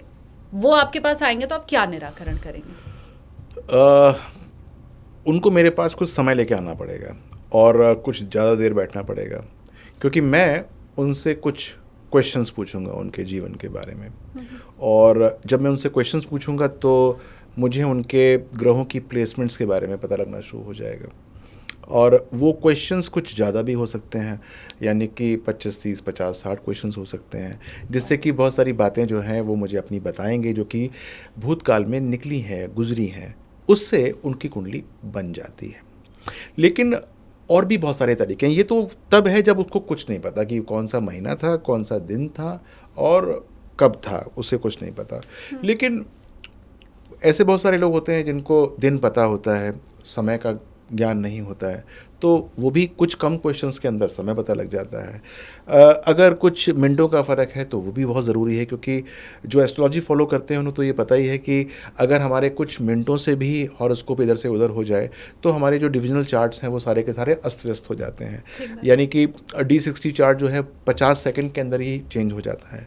तो अगर जैसे मैं D60 चार्ट के ऊपर बहुत केंद्रीकरण रहता है मेरा कि मैं उसको बिना देखे अपनी भविष्यवाणी करता नहीं हूँ, तो मुझे तो आपका बर्थ टाइम 50 सेकंड्स तक एक्यूरेट चाहिए, तभी जो है वो प्रेडिक्शन होगी, अन्यथा प्रेडिक्शन हो नहीं पाएगी। तो इतना एक्यूरेट करने के लिए मेरे साथ बैठना पड़ेगा और मैं कुछ क्वेश्चंस पूछता रहूँगा, उसका आप जवाब देंगे और उसके बाद आपका जो है पूरा डेट ऑफ बर्थ निकल के आएगा और फिर एक पूरा चार्ट बन जाता है और उसके बाद जो भविष्यवाणी है वो तो हो ही जाएगी। नहीं, मेरा व्यूवर तो इतना समय लेके आ जाएगा आपके पास कि आप 50-60 सवाल पूछे तो वो जवाब दे दें? आपके पास इतना समय रहेगा? आप देखिए, बैठ लेंगे इतना जब वो घंटे? मेरे पास इसी प्रयोजन से आएगा तो हाँ। ज़रूर मैं बैठूंगा उसके साथ। हाँ, वो क्योंकि पहले हमें ही से बड़े महीने बाद मिला है आपका समय दोबारा से। नहीं, ऐसा नहीं है। वो जब हाँ। आएगा और पूछ के आएगा तो मैं ज़रूर बैठूंगा, क्योंकि मैं ऐसे सेशंस करता रहता हूँ। ठीक है, चलो तो ये तसल्ली तो हो गई हमें कि आप इतना समय दे देंगे अगर जी। कोई लेके आए समय। जी। ठीक है, अब हम फिर राशिफल में बढ़े आगे। बिल्कुल बढ़िया, बिल्कुल 12 बढ़िया। राशियां आए, इंतजार कर रहे होंगे मेरे व्यूअर। तो कुछ मुझे ऐसा भी आपने बताया कि आपने कुछ अलग ढंग से राशिफल तैयार किया। ये अलग ढंग क्या होता है? देखिए, राशिफल तो हम तैयार करते ही आए हैं, मतलब 2500-3000 साल हो गए राशिफल बनाते हुए। और अपने यूट्यूब चैनल पे भी बताता हूँ मैं, और जो मुझे बुलाता है उसको भी बताता हूँ। लेकिन मैंने इस बार जो है राशिफल ऐसा बनाने की चेष्टा की है जिससे कि मैं सबको कुछ एक वर्ड दे पाऊँ कि तुम्हारा साल ये है। जैसे आपने कहा ना, सूर्य का महीना है, सूर्य का साल है, या फिर मंगल का साल है। मैंने एक एक वर्ड जो है हर एक राशि के लिए बनाया है कि तुम्हारे लिए ये वर्ड बड़ा इंपॉर्टेंट है। अच्छा। और यदि उस राशि वाले को अपना वर्ड पता लग जाए, हाँ। तो वो उसी प्रकार से अपने पूरे के पूरे साल को नियोजित कर सकता है और उससे मैक्सिमम बेनिफिट ले सकता है। ओके। तो आप चाहें तो मैं किसी किसी राशि का बताऊं ताकि उनको जिज्ञासा जिन्हें हम हो। सीरियल वाइज चलेंगे मेष से। और ऐसे ये वन लाइनर और एक शब्द वाले जो जवाब हैं, हाँ। ये तो जब मैं किसी पॉलिटिशियन का इंटरव्यू करती हूँ तो उनसे पूछती हूँ कि जी मैं एक नेता का नाम लूंगी, फिर आपके मन में जो शब्द आए वो आप बताइए, तो ये तो रैपिड फायर हो जाता है। तो मेष राशि के साथ शुरुआत तो करते हैं। देखिए, मेष राशि, अब पहली बात तो ये लोग आपके समझने चाहिए कि राशि का क्या मतलब होता है, क्योंकि बहुत बार जो है वो सनशाइन के हिसाब से समझते हैं कि इस महीने हम पैदा हुए थे तो हम मेष राशि के हो गए या हम इस सान के हो गए। नाम वो राशि नहीं, भी लोग मान नाम लेते हैं। राशि मानते हैं। तो सबसे पहले तो यदि आपको अपनी राशि नहीं पता तो बहुत सिंपल सी बात है कि मेरे ऐप पे चले जाएं या मेरी वेबसाइट पे चले जाएं, वहाँ पर डेट ऑफ बर्थ डालें, टाइम डालें, प्लेस डालें, और तुरंत राशि बाहर निकल के आएगी कि आपकी राशि है क्या। तो ज़्यादा दिमाग लगाने की ज़रूरत नहीं है। राशि तो वो हो गया, यानी कि जिस महीने में, जिस दिन में आप पैदा हुए थे, चंद्रमा जौन सी राशि में है वो आपकी राशि होती है, यदि पता ना हो तो। लेकिन अगर बिल्कुल पता नहीं है तो मेरी वेबसाइट से पता लग जाएगा। तो राशि vinaybajrangi.com, तो इस पे जाएंगे तो जो है पता लग जाएगा। तो भाई, थोड़ा सा अलग तरीके का राशिफल है, इसको समझने की कोशिश करना। तो स्टार्ट करता हूँ मेष राशि से। मेष राशि वालों के लिए जो मैंने वर्ड डिवाइस किया है, कॉइन किया है, वो रन है, RUN, रन है। आपके लिए भागना है इस साल। R का मतलब होता है राइज, यानी कि उठो। U का मतलब होता है अनलिश, यानी अपनी सारी की सारी पावर को अनलिश करो, निकालो बाहर। और N का मतलब होता है नेविगेट। अगर R और U को कर लिया तो पूरा साल बहुत अच्छी तरीके से नेविगेट हो जाएगा आपका। तो it is going to be a very nice year for the Aries moon sign for that matter. खुश हो गए होंगे मेष राशि वाले। सब तो कह रहे हैं कि जिस शनि की 7.5 चल रही है, तुम सचेत हो जाओ, तुम्हारा स्वास्थ्य खराब होगा, ये रहेगा वो रहेगा। पर मुझे लगता है खुश है, और मेष राशि वाले बताएंगे भी कमेंट्स देखिए, करके। मैं एक नेगेटिव एस्ट्रोलॉजर नहीं हूँ, और कभी भी कोई नेगेटिविटी होती है तो उसका एक काउंटर पार्ट होता है पॉजिटिविटी का, हमेशा होता है। तो you have to search the positivity, then only you can live in this earth. तो अगर आपके ऊपर शनि की 7.5 चल रही है तो ये सब कहते हैं ये परेशानी होगी, वो परेशानी होगी। अरे वो कुछ सिखाने आई है भाई, आपको सीख तो लो। सीखोगे नहीं तो आगे उसको आप उपयोग में कैसे लेकर आओगे। तो सीखना बड़ा ज़रूरी है। हाँ, कभी स्वास्थ्य के ऊपर आ जाती है तो आपको ये भी समझना चाहिए कि स्वास्थ्य से कैसे बाहर निकलना है, स्वास्थ्य को कैसे ठीक करना है। तो मेष राशि वालों के लिए रन है, और वृषभ राशि वालों के लिए है ओन, है OWN, यानी कि स्वामित्व लो चीज़ों का। O का मतलब है ऑब्जर्व करो, वर्क करो, W का मतलब है वर्क करो, और N का मतलब है नर्चर करो, यानी कि जो जो चीज़ें मिल रही हैं उसको नर्चर करना शुरू करो। तो आपके लिए भी कोई नेगेटिव साल नहीं है। यदि आपने ओनरशिप लेनी शुरू कर दी वृषभ राशि वालों के लिए, तो ये उनके लिए एक बहुत अच्छा साल बीत जाएगा। उम्मीद मैं यही करती हूँ, शुभकामना भी आपको देती हूँ कि ऐसे ही हो, बहुत अच्छा साल आपका बीते। अब मिथुन राशि। मिथुन राशि का वर्ड है फ्लाई, FLY, उड़ो। जी। F का मतलब फोकस करो, L का मतलब लर्न करो, लर्निंग का साल है आपका ये, और Y का मतलब ईल्ड करो, यानी कि जो आपने सीखा है उसकी आपको बहुत अच्छी ईल्ड मिलेगी, यानी कि पैदावार मिलेगी। तो that for you is going to be nice. अगर आपने फोकस कर लिया तो, और लर्न कर लिया तो ईल्ड बहुत अच्छी होने वाली है। तो that is going to be a nice year for you if you focus on fly. उम्मीद मैं कर रही हूँ कि तो पता ही चल रहा है आपको क्या करना है। मैं तो अब क्या ही बोलूँ, कुछ बचा पहली नहीं बात तो ये है कि क्या आपने ऐसा राशिफल पहले सुना है? नहीं, मैं तो फर्स्ट टाइम ही सुन रही हूँ। हाँ, कर्क राशि। भाई देखो, लेकिन ये अलग तरह का राशिफल है, आपको पसंद आया है और मेहनत की है बाकायदा, मतलब ये शब्द निकालना, उसके मायने समझाना, इसके पीछे अथक प्रयास है, मेहनत है, नई चीज़ है, इनोवेशन भी आप कह सकते हैं। तो प्लीज़ इसके लिए लाइक तो बनता ही है। आप विनय जी के लिए मैं चाहती हूँ कॉमेंट में कुछ लिखें भी अच्छा और लाइक करें जी। कर्क राशि। कर्क राशि है सी, देखना, SEEC। एस का मतलब सेंस करना पड़ेगा, आपको लोग धोखा दे सकते हैं। सेंस करने के बाद आपको क्या एम्ब्रेस करना है, यानी कि अपना उसको बनाना है और किसको छोड़ना है ये करना पड़ेगा। और फिर इवॉल्व करना पड़ेगा। इवॉल्व का मतलब समझते हैं कि रिलेशनशिप से भी बाहर निकलना होगा, किसी रिलेशनशिप के अंदर जाना होगा, तो you have to evolve your self out.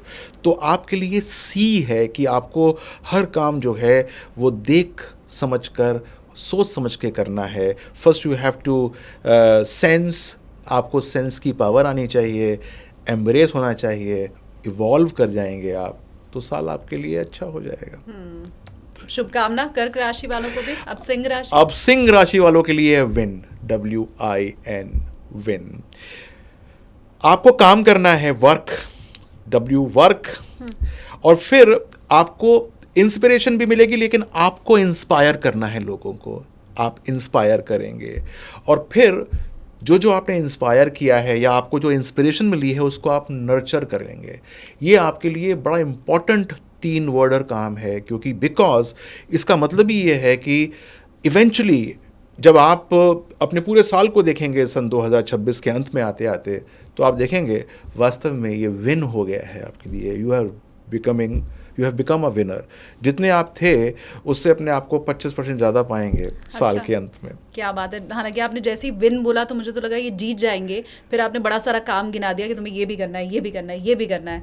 और शनि वालों, अरे ये सिंह राशि वालों के लिए भी यही है। ज़्यादातर ज्योतिषी कहते हैं कि तुम्हारी ढैया चल रही है, अष्टम ढैया चल रही है। हाँ, तो भाई वो नहीं है, जीतने वाले हो। 26 खत्म होते होते देखो यार, सब आपको कह रहे हैं कि अष्टम ढैया चल रही है, मैं कह रहा हूँ तुम जीत जाओगे, तो फर्क है ना बात। ठीक बात है। अब कन्या राशि। अब कन्या राशि करते हैं। कन्या राशि आपको फिक्स करना पड़ेगा। आपके लिए फिक्स मूल मंत्र है, FIX, फिक्स। फोकस करो, इम्प्रूव करो और फिर एग्जीक्यूट करो, क्योंकि आपकी इम्प्रूवमेंट की स्किल्स की ज़रूरत है। अगर आपने अपने आप को इम्प्रूव नहीं किया तो फिर आपका जो काम है वो हल्का हो जाएगा। तो you have to first focus and then improve on it and then execute. यानी कि अगर अपस्किलिंग करनी हो अपने इस साल तो ज़रूर कर लेना, कहीं कुछ पढ़ने का, कुछ अनुभव का मौका मिले तो ज़रूर ले लेना, क्योंकि वो आपको फिर इम्प्रूव करने का एक देगा मौका। और फिर आप उससे एग्जीक्यूट करेंगे तो चीज़ें आपके लिए बहुत अच्छी हो जाएंगी। शानदार। हालांकि पढ़ाई का तो ज़माना ही चला गया, सब वीडियो में ही समझ रहे हैं, लेकिन पढ़ने का फिर भी मौका मिले पढ़ने तो का पढ़ लेना। पढ़ने का मतलब ये है, अपस्किलिंग तो बहुत तरीके से होती है, तो हाँ। करना शुरू करें। ठीक है, मोबाइल पे भी पढ़ सकते हैं, इसका मतलब चोर रास्ता मिल गया मुझे। एस्ट्रोलॉजिकल कोर्स और मैंने चालू किए हुए हैं, तो वो भी पढ़ सकते हैं अगर एस्ट्रोलॉजी पढ़ते हो तो। ठीक बात है। अब तुला राशि पे आगे जाते हैं। तुला राशि वालों के लिए है टाई, बांधना, TIE इज टाई। यानी कि ट्रस्ट नहीं कर रहे हो भाई, इस बार आपको ट्रस्ट करना है, नंबर 1। फिर आपको अपने सारे के सारे ख्यालों को इंटीग्रेट करना है, यानी कि बांधना है सारे के सारे ख्यालों को, और फिर सबको समान नज़र से देखना है, इक्वलाइज करना है आपको। आप जो हैं इस साल किसी को किसी दृष्टि से, किसी को किसी दृष्टि से देखने के कारण बड़ी परेशानी के अंदर फंस सकते हैं फाइनेंशियली। तो आपके लिए जो मूल मंत्र है वो टाई है, यानी कि बांधना है अपने आप को। यदि आपने बांध लिया तो आपके लिए साल जो है वो अच्छा हो जाएगा। तुला राशि वालों, कितने लोगों को टाई बांधने आती है? पहले तो मुझे वो कमेंट करके बताओ। बड़ा ट्रिकी काम ये है, मैं तो आज तक नहीं सीख पाई हूँ सर। किसको किसको आता है मुझे जानना है, मुझे फटाफट से बताओ। अब वृश्चिक राशि। वृश्चिक राशि के लिए बड़ा इंपॉर्टेंट वर्ड है डिग, खोदना, DIG, डिग। डी यानी है कि आपको डिस्कवर करनी है कुछ चीज़ें इस बार। आप स्कॉर्पियो हो, डिस्कवर तो कर लोगे। फिर आपको इंट्रोस्पेक्ट करना है, अपना आपको मूल्यांकन करना है कि क्या क्या चीज़ें आपको और देखनी है, समझनी है, क्योंकि आपका जो टाइम था मज़े का वो पिछले साल था, इस साल थोड़ा सा हल्का हो गया है। तो आपको ये देखना पड़ेगा क्या चीज़ आपने खोई थी उसको कैसे कम करना है, और क्या चीज़ पाई थी उसको कैसे आपको उठाना है, और फिर आप ग्रो कर जाएंगे। तो आपके लिए पहले 6 महीने जून के एंड तक, जुलाई के 15 तारीख तक जो है वो डी और आई काम करेगा और फिर उसके बाद जी काम करना शुरू कर देगा, डिग हो जाएगा सारा का सारा। शानदार। अब अगली राशि धनु है। ये मुझे पहले ही पता है, आप बताएं, क्योंकि धनु की भी ढैया चल रही है, लेकिन आप कुछ पॉजिटिव ही बताने वाले हैं, ये मैं समझ चुकी हूँ। हाँ। तो मुझे पढ़ना पड़ेगा, हमने पॉजिटिव बोला है तो जी। तो धनु के लिए एम है, AIM, aim. You have to aspire. बड़ा सोचो, ऊंचा निशाना लगाओ भाई, सबसे पहली बात यह है। फिर इंस्पायर, यानी कि अपनी आस्था से दूसरों को उठाओ, यानी कि अपने साथ साथ औरों को भी उठाओ। और फिर मैनिफेस्ट करो, एम का एम, विचारों को वास्तविकता में कन्वर्ट करो। चाहे ढैया चल रही हो, चाहे कुछ भी चल रही हो, you can really do it. और मेरा वो वाला वीडियो देखो जिसके अंदर मैंने बताया है कि जब शनि की चतुर्थ ढैया चल रही हो या फिर अष्टम ढैया चल रही हो तो उससे बेनिफिट कैसे लिया जाता है, उससे भी हम बेनिफिट ले सकते हैं। चिंता करने का विषय ये बिल्कुल नहीं है। अच्छा, ठीक है। तो आगे चलें। हाँ। Let us go to Makar. And Makar यानी कि कैप्रिकॉन। तो इसके लिए सेट बनाया है मैंने, SET, set. S for structure, यानी कि जीवन में स्पष्ट दिशा आपको ढूंढनी पड़ेगी और आपके अंदर अनुशासन इस साल कम रहने वाला है, अपने आप को अनुशासित करना होगा। तभी मैंने कहा कि अपने को स्ट्रक्चरी मजबूत करना शुरू करो। फिर एंड्योर करो, यानी कि जो शुरू किया है उसको पूरा करो। बीच में छोड़ने की बड़ी सारी समस्या है, उसको इस बार बीच में नहीं छोड़ना। और फिर थ्राइव करना है। जब ये दो काम कर लिए तो थ्राइव ज़रूर होगा, यानी कि स्थिरता से आपको सफलता मिलनी शुरू हो जाएगी। यानी कि मनूवर नहीं करना अपने आप को, एक जो आपने गोल साध लिया है उसको पूरा करना है। तो यदि ये कर लिया तो कैप्रिकॉन के लिए थम्स अप ही है। मेरी तरफ से भी शुभकामनाएं, आप कर लो और थम्स अप ही रहे आगे भी। अब 2 राशि बची है। कुंभ राशि बची है। कुंभ राशि को तो एक्ट करना है, ACT, एक्ट करना है। आपकी कुंभ राशि है क्या? नाम से भी और जन्म से भी। जी। तो सबसे पहले अवेकन, अपने भीतर के सुधारक को जगाओ। You will have to really improvise on yourself. सबसे पहले तो ये है। आप क्रिएटिव लाइन में हैं तो क्रिएटिविटी आपको बढ़ानी होगी। नई सोच, नया सिस्टम, कुछ बदलाव ये लाने होंगे। And then T for transformation, पुराना तोड़ो, नया बनाओ। If you are going to follow this path then everything is going to be extraordinarily nice for you. तो मुझे लगता है कि चिंता करने की आपको जरूरत नहीं है। मैं बिल्कुल कर लूंगी सर। मैं रोज एक रील बनाऊंगी, उसमें ट्रांसफॉर्मिंग वीडियो रहेगा, वो ट्रांजिशन आएगा ऐसे से ऐसे, ये वाला मैं। तो मुझको टैग कर दिया करिएगा। ठीक है, डन। अब अंतिम राशि हमारी बची हुई है, अब और वो है मीन राशि। हाँ। तो LET, लेट है। लेट में L, लिसन, सुनो भाई, सुनते नहीं हो। अंतर्ज्ञान का सुनना है, अंतर्ज्ञान को सुनो, मेरे वीडियोस देखो। नाइस। एंड, जो पुराना है उसको छोड़ दो, उसको पकड़ने की ज़रूरत नहीं है, मतलब वो नहीं आने वाला। बहुत बार क्या होता है कि हम जो है छोड़ते नहीं हैं चीज़ों को, हम उसको पकड़े रहते हैं। और T फॉर ट्रस्ट, ट्रस्ट लेकर आओ। जीवन को आप थोड़ा सा पॉजिटिव लेके चलो, और जो काम कर रहे हो उसके ऊपर आपको उम्मीद होनी चाहिए कि मेरा काम अच्छा होगा। तो अगर आपने लेट कर दिया इस बार तो निश्चित तौर से आपके लिए बहुत अच्छा साल हो जाएगा। तो ये मीन राशि की कथा है। लेकिन ये 12 राशियों का फल सुनने के बाद आपको लेट गो नहीं करना है, आपको लाइक करना है। क्योंकि मैं फिर से कह रही हूँ, ये इस तरह का राशिफल मेरे लिए बहुत नया है, आपके लिए भी डेफिनेटली नया होगा। तो कम से कम ये जो मेहनत है उसके लिए आपको एक लाइक करना है, और मुझे कॉमेंट करके ज़रूर आपको बताना कि आपको ये राशिफल कैसा लगा। मुझे आप ये बताएं सर कि ये जब नए तरीके का आप राशिफल बनाते हैं, ट्रेडिशनल जो है उससे हट के, तो लोग एक्सेप्ट करेंगे, ऐसा लगता है? लोग सुनने के आदी हैं, आर्थिक स्थिति ऐसी रहेगी, स्वास्थ्य ऐसा रहेगा, पार्टनर के साथ ऐसा रहेगा, व्यवसाय ऐसा रहेगा। मैंने ना अपना भी राशिफल देखा है। अच्छा। सबसे पहले मैंने अपना देखा था, अपना बनाया था कि मेरे से लोग क्या अपेक्षाएं करते हैं। देखिए, नॉर्मली क्या होता है कि व्यक्ति वही सुनने का आदी होता है। आपको यदि दाल मखनी पसंद है और आपको एक पर्टिकुलर तरीके की सब्जी पसंद है तो आप किसी भी रेस्टोरेंट में चले जाइए, वो ले आओ, वो ले आओ। नई चीज़ आप ट्राई कम करते हो क्योंकि आपको लगता है कि ऐसा मेरे शाम ख़राब हो जाए, मैं बड़ी मुश्किल से तो निकलती हूँ और उसके बाद मैं ये उल्टा सीधा खा लूँ और फिर मैं परेशान हो जाऊँ। लेकिन बात यह है कि राशिफल का मतलब हम समझते नहीं है। राशिफल का मतलब ये होता है कि मैं आपको नेगेटिव गिना रहा हूँ, क्यों गिना रहा हूँ, इसको पॉजिटिव कैसे करना है, ये गिनाना है ना। हॉरोस्कोप को लोग समझते कम हैं और उसको ना एक ऐसा टूल मारते हैं कि ये तो सब लिखा हुआ है तो ऐसा ही होगा। ऐसा नहीं होता है, ऐसा नहीं होता है। सबसे पहली बात तो ये है कि भगवान ने बोला ये कष्ट है, ये परेशानियां हैं, अब तुमको इसके बियॉन्ड देखना है, इसके बियॉन्ड जाना है, तो मतलब अपने आप को आपको ट्रांसफॉर्म करना है। तो that is a horoscope for transformation कि मुझे बदलना क्या है। अगर नहीं बदला तो वैसा ही होगा जैसा कि कोई भी पंडित जी कह रहे हैं। लेकिन हमारा काम तो ये है, हम इवॉल्व हो रहे हैं ना, हमारा काम तो ये है कि अगर कहा कि ये दिक्कत है तो उससे पार कैसे जाना है। मुझे मान लीजिए कि सपना है कि मैं मल्टी मिलियनर बन जाऊं, कुंडली कहती है कि नहीं बनोगे, दरिद्र योग है। तो अब इसका नेक्स्ट उपाय क्या है? बात उपाय वो नहीं है कि मैंने जाकर के 1 घंटा घड़ियाल बजा लिया, बात यह है कि मुझे अपने कर्मास के अंदर क्या चेंजेस लेकर आने हैं। तो ये जो मैंने बनाया है हॉरोस्कोप, ये कर्मास का मॉडिफिकेशन है। मैं देख रहा हूँ कि क्या क्या चीज़ें किसको कहाँ कहाँ रोक रही हैं उस साल के अंदर। ये मैंने जो बनाया है कि ये तुम ये काम करो तो तुम्हारे लिए ये एक अच्छा साल हो जाएगा। ये नहीं है कि पता लगा कि मेष राशि वालों के लिए और मीन राशि वालों के लिए हल्का साल रहेगा और उसके लिए हल्का साल रहेगा, ऐसा नहीं है। साल सबके लिए अच्छे हो सकते हैं, बस आपको उसके प्रकार से एक्ट करना है कि किस प्रकार से आपको करना है। ये आपने बनाया है कर्मण्येवाधिकारस्ते मा फलेषु कदाचन। कर्म कैसे करने हैं वो बता दिया गया है, फिर फल की चिंता मत करो, वो अपने आप मिल जाएगा। अब लेकिन मैं छोड़ूंगी नहीं आपको सर, वो ट्रेडिशनल वाले के ऊपर तो मैं आपको लेके आऊंगी, क्योंकि मेरे जो व्यूअर्स हैं ना वो उपाय ज़रूर जानना चाहते हैं। अब ये नए किस्म का राशिफल है तो नए किस्म का उपाय तो हमें फिर मिला नहीं कुछ, और वो मैं लेके रहूंगी आप लोगों के लिए। तो आप मुझे ये बताएं, क्योंकि 12 राशि तो हो गई, तो कस्टमाइज्ड वाला उपाय तो अब मैं ले नहीं सकती, बीत गई। अब आगे आप मुझे बताएं कि कोई एक ऐसा जेनेरिक उपाय है कि जिससे अगर किसी को कोई कष्ट, बाधा, तकलीफ है तो वो दूर हो सके। बिल्कुल है।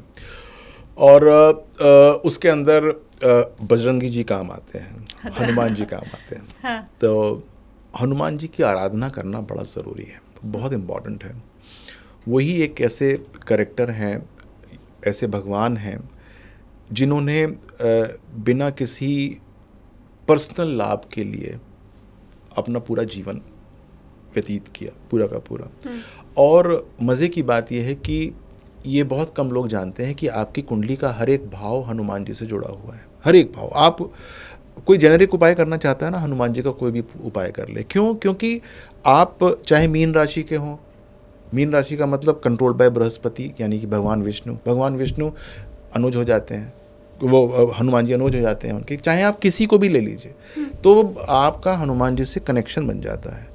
तो मैं ये कहना चाहूँगा कि हनुमान जी की पूजा करना बहुत ज़रूरी है। उससे आपके अंदर आता है कॉन्फिडेंस, उसके अंदर लड़ने की क्षमता डेवलप होती है। कहीं पर आप अपने आप को बोझिल महसूस कर रहे हो, वो होता है। अब ये लोग पूछते हैं कि क्या उपाय करना चाहिए। आप कुछ भी उपाय कीजिए, 5-10 मिनट सुबह जो है आप हनुमान चालीसा का पाठ ही कर लीजिए। हाँ। आप कुछ नहीं तो आप जो है मंगल ग्रह का मंत्र का उच्चारण कर सकते हैं, वो आप कर सकते हैं। आप शाम को भोजन करने से पहले, सुबह समय नहीं मिलता कोई बात नहीं, शाम को भोजन करने से पहले हनुमान जी का पाठ कर सकते हैं, हनुमान चालीसा पढ़ सकते हैं। शनिवार को कुछ ज़्यादा समय है तो शनिवार को या मंगलवार को आप जो है सुंदरकांड का पाठ कर लीजिए। लेकिन पाठ करते हुए हनुमान जी की सारी के सारी चीज़ों को जो आप पढ़ रहे हैं उसको अपने अंदर उतारने की कोशिश कीजिए। सनातन हम मूर्ति पूजक माने जाते हैं ना। मूर्ति पूजा का मतलब होता है कि हम चित्र को देखते हैं और चरित्र को उतारने की कोशिश करते हैं। सिर्फ जाकर हम चित्र की पूजा नहीं करते, हम चरित्र को उतारने की कोशिश करते हैं। तो यदि आपने अपने अंदर किसी एक परसेंटेज को हनुमान जी को पे उतार लिया तो समझ लीजिए कि आपका जीवन सफल हो गया। तो एक जेनेरिक उपाय है कि आप हनुमान जी की पूजा कीजिए। हाँ। कैसे करनी है वो आप मुझे अनुमति देंगी तो कोई लोग पूछेगा कि मेरी राशि ये है तो मैं उसको नीचे लिख दूंगा कमेंट में, तुम ऐसे उपाय किया करो। आप लिखेंगे? मैं लिख दूंगा। बचत ले लिया मैंने। आप ना लिख पाए तो टीम को लगा दीजिएगा। मैं टीम को नहीं लिखूंगा, मैं बेसिकली उसको जो उपाय लिखूंगा उसको पेन कर दूंगा और कहूँगा कि ये हमारे उपाय हैं, इसको ऐसे कर लो। मेष राशि का ये है, वृषभ का ये है, मिथुन का ये है, कर्क सिंह, सबका लिख दूंगा मैं उसके अंदर। और वो जो है वो अपने उपाय कर सकते हैं, लेकिन होंगे सारे हनुमान जी के ही उपाय कि ऐसे कर लो, वैसे कर लो, उनके पास जाओ, उनसे पूछो तुम्हारे क्या हाल चाल है। हनुमान जी से पूछो कोई जाकर कि कैसे हो भाई। सही बात है। तो जथा नाम तथा काम, अपने नाम के अनुरूप ही आप लोगों को बताने वाले हैं कि उनके उपाय क्या रहेंगे। और वो कहते हैं ना, बल बुद्धि विद्या देहु मोहि हरहु कलेश विकार। तो जिसको बल मिल गया, बुद्धि मिल गई, विद्या मिल गई और कलेश विकार जिसके हर लिए हनुमान जी ने, फिर उसको कहीं किसी की शरण में जाने की जरूरत नहीं है। लेकिन लक्ष्मी जी की शरण में तो जाने की जरूरत है। ये हनुमान जी के उपाय से क्या लक्ष्मी प्राप्ति भी हो जाएगी? ये जाते जाते आखिर में मैं आपसे पूछना चाहती हूँ, सबसे बड़ा दुख कलयुग का अगर कोई है तो वो है दरिद्रता, वो है पैसों की कमी, और जितना मिल जाए उतना कम है, ये भूख हर किसी के अंदर है। तो 26 में अगर कुछ उसका भी मंत्र हमें मिल जाता, नहीं भी अगर है तो आप वो भी साफ साफ हमें बताएं कैसे। नहीं, देखिए लक्ष्मी ऐसे तो आती नहीं है। हनुमान जी की पूजा से आ सकती हैं। वो क्यों आ सकती हैं? मैंने बताया था कि हर भाव के अंदर हनुमान जी छुपे हुए हैं। लक्ष्मी जी किसकी बाहर हैं? विष्णु भगवान की। विष्णु भगवान जी कौन है? श्री राम हैं। राम के सबसे परम सेवक कौन है? वो हनुमान जी हैं। यानी कि आप हनुमान जी की पूजा करेंगे, लक्ष्मी जी अपने आप प्रसन्न हो जाएंगी। ये बहुत सिंपल सी थियोलॉजी है। ये समझना चाहिए कि पूरा का पूरा इंटरकनेक्शन है। आप किसी भी भगवान को देके चलिए, आप जो है हनुमान जी की पूजा कीजिए, आप उनको पा जाएंगे। लेकिन लक्ष्मी जी के लिए चाहिए डिसिप्लिन। अगर आपके अंदर डिसिप्लिन नहीं है तो लक्ष्मी जी नहीं आएंगी। और डिसिप्लिन के बाद छल कपट नहीं होना चाहिए। ऐसे बहुत सारे लोग हैं जो कि छोटी छोटी बातों पे छल करते हैं, कपट करते हैं पैसे आने के बाद। यदि वो चीज़ है तो लक्ष्मी जी आने के बाद भी रूठ जाती हैं, चली जाती हैं। तो सनातनी परंपरा अपनानी चाहिए और प्रेम करना चाहिए और छल कपट नहीं करना चाहिए। हनुमान जी की पूजा करनी चाहिए। लक्ष्मी का योग यदि प्रबल नहीं भी है कुंडली में, तब भी वो प्रबल हो जाता है। हनुमान जी जाकर बहुत ज़्यादा सिफारिश करते हैं सबकी कि मैडम आप तो यहाँ जाइए जाइए। शानदार। अष्ट निधि नवनिधि के दाता, अष्ट सिद्धि नवनिधि के दाता। तो 9 निधियाँ अगर आपके पास आ गई तो वो सीधा सीधा लक्ष्मी जी आपके पास आ गई। Thank you so much sir. 2026 कैसा जाएगा, लोगों को कैसे रहना है, उनको किस तरह की प्लानिंग करनी है, और भारत देश दुनिया, मुझे लगता नहीं कुछ भी कवर करने से हमारा बचा रह गया है। 26 बड़ा लंबा है, 12 महीने है। कोई सवाल अगर आपके हैं तो कमेंट सेक्शन में आप लिख लीजिए। अगली बार अगर मिलना होगा तो हम पूछ लेंगे। बाकी आपके लिए तो सर अवेलेबल है ही, हमारे लिए है, यानी हम गुजारिश करेंगे अगली बार के लिए। But thank you so much sir time देने के लिए। All the very best. नमस्कार।